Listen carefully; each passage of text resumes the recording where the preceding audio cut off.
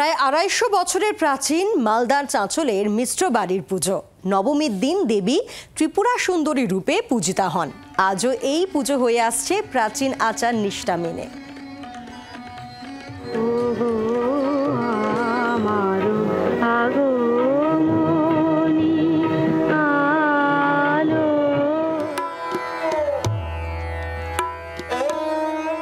প্রায় ২৫০ বছর আগে চাঁচলের রাজা শরৎচন্দ্র রায়চৌধুরী থেকে ডুমরো সহ আশেপাশে ৭টি গ্রামের জায়গির পেয়েছিলেন জমিদার গোলকনাথ মিশ্র।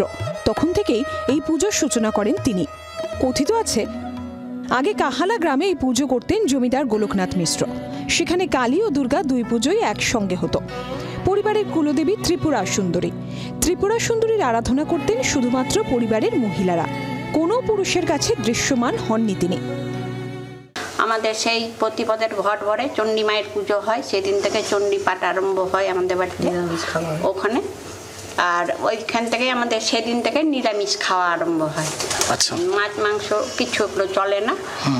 আর আমাদের সেই দিন থেকে একদম দশমীর দিন আমাদের মাছ মাংস চলে। সেই দিন আমাদের দুর্গা বিসর্জন তো হয় রাত্রেবেলা, ঘর বিসর্জন হলো দিনের বেলায়। সবাই সিঁদুর টিঁদুর চুমি নিয়ে এসে তারপরে আমাদের বাড়িতে মাছ মাংস রসুন পেঁয়াজ সেই দিন থেকেই আরম্ভ হয়।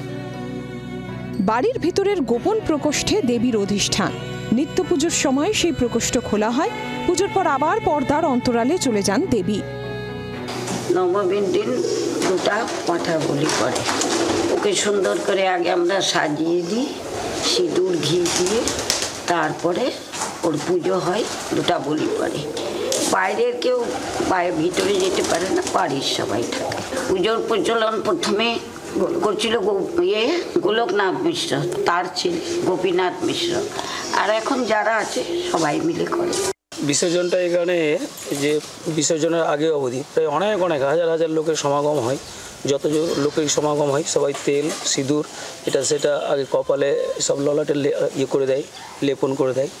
তারপরে যে এখানে যে গোলকবাবু বলে একজন জমিদার ছিল, ওনার স্ত্রীর নামে এই ঘাটটা আছে। এই ঘাটেই সবাই মিলে আমরা বিসর্জন দিই। প্রতি বছর এরকমভাবে এই বিসর্জনটা হয়ে থাকে।